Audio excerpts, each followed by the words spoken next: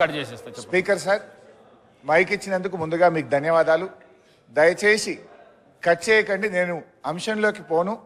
ముఖ్యమంత్రి గారు మాట్లాడిన దానికి క్లారిఫికేషన్ ఇచ్చే ప్రయత్నమే తప్ప నేను దయచేసి ఇతర అంశాల్లోకి పోను. కానీ మీరు దండం పెడితే జర మైక్ కట్ చేయకుండా. అధ్యక్ష, ఇప్పుడు గౌరవనీయులు ముఖ్యమంత్రి గారు సిద్దిపేట, గజ్వేల్, ఓల్డ్ సిటీ మీద ప్రజల మీద తన అక్కసును వెలగుచ్చే ప్రయత్నం చేసినారు. సిద్దిపేటలో కాంగ్రెస్ పార్టీ గెలవలేదనో, గజ్వేల్లో కాంగ్రెస్ గెలవలేదనో, ఒక్క నిమిషం, ఓల్డ్ సిటీలో గెలవలేదని ఆయన ఏమన్నారంటే బిల్లులు అక్కడ ప్రజలు కట్టలేదు అని అన్నారు. ఇది వాస్తవం కాదు. అక్కడ ఏదైనా ఒక లిఫ్ట్ ఇరిగేషన్ ప్రాజెక్టుదో ఒక ఇండస్ట్రియలిస్ట్ ఎవరైనా కట్టకపోతే ఇవాళ మీరు ప్రభుత్వంలో ఉన్నారు కనుక మీరు ఆ బిల్లులు వసూలు చేయండి తప్ప మొత్తం ఆ నియోజకవర్గ ప్రజల్ని బదనాం చేసే విధంగా మాట్లాడడం సబబు కాదు అని మీ ద్వారా విజ్ఞప్తి చేస్తున్న అధ్యక్ష. ఇక రెండో విషయం అధ్యక్ష, ముఖ్యమంత్రి గారు ఇంకో విషయం అన్నారు. బీఆర్ఎస్ పార్టీ కాంగ్రెస్ తో పొత్తు పెట్టుకుంది, తెలుగుదేశంతో పెట్టుకుంది, ఎంఐఎంతో పెట్టుకుంది అని అన్నారు అధ్యక్ష. అవును, మేము పెట్టుకున్నాం.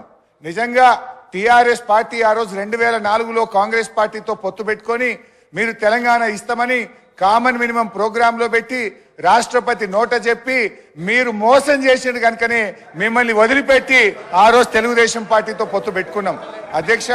అయితే ఇవాళ మేము తెలుగుదేశంతో పెట్టుకున్నా, కాంగ్రెస్ తో పెట్టుకున్నా, ఎవరితో పెట్టుకున్నా మొత్తం ఈ రాష్ట్ర దేశ రాజకీయ వ్యవస్థను ఒప్పించి మెప్పించి తెలంగాణ సాధనలో భాగంగా చేసినాం. ఇవాళ మేము సక్సెస్ అయినాం. మా ప్రయత్నం వల్లనే ఇవాళ తెలంగాణ వచ్చింది. లేకపోతే ఆ రోజు తెలుగుదేశం తెలంగాణకు జై తెలంగాణ అంటేనే పెట్టుకుంటామన్నాం. మాకు సీట్లు, ఓట్ల కంటే కూడా రాజకీయ వ్యవస్థను ఒప్పించాలి, మెప్పించాలి, ఈ రాష్ట్రాన్ని సాధించాలని ఒక వ్యూహాత్మక భాగంలో మేము చేసినాం. ఇవాళ విజయం సాధించినాం. ఇవాళ రాష్ట్రాన్ని మేము సాధించినాం అనేటువంటి విషయాన్ని ముఖ్యమంత్రి గారు గుర్తుపెట్టుకోవాలి. ముఖ్యమంత్రి గారు ఆయన వ్యక్తిగతంగా పదవుల కోసం ఆయన పార్టీలు మారింది తప్ప మేము ఇతర రాజకీయ పార్టీలతో పొత్తు పెట్టుకుంటే తెలంగాణ కోసం మేము పెట్టుకున్నాం అధ్యక్ష. జూబ్లీ హిల్స్ ఎమ్మెల్యే గారిని కూడా జూబ్లీ హిల్స్ ఎమ్మెల్యే గారిని కూడా ఇవాళ అవమానపరిచినారు. జూబ్లీ హిల్స్ ప్రజలు, విజ్ఞులైనటువంటి ప్రజలు మా ఎమ్మెల్యే గోపీనాథ్ గారిని గెలిపిస్తే ఏదో ఎంఐఎం పోటీలో పెట్టడం వల్ల ఆయన గెలిచిండని జూబ్లీ హిల్స్ ప్రజల్ని అవమానపరిచే విధంగా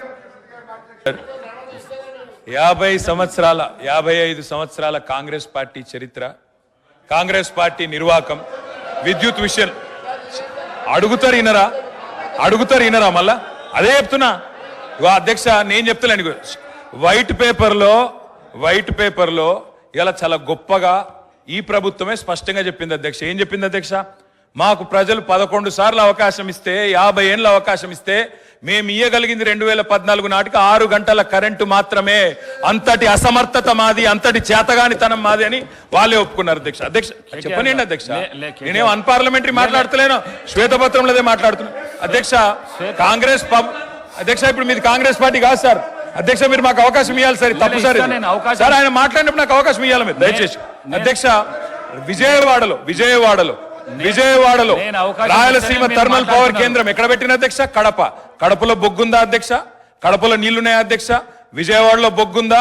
ఇలా బాగా మాట్లాడుతున్నారు. ఆ రోజు తెలంగాణలో విద్యుత్ కేంద్రాలు కట్టకుండా తెలంగాణ ఏర్పడే నాటికి 2700 లోటు మెగావాట్లతో 2700 మెగావాట్ల లోటుతో ఆనాడు మాకు నష్టాల్లో అప్పజెప్పిపోయింది. వీళ్ళు కాదా అధ్యక్ష?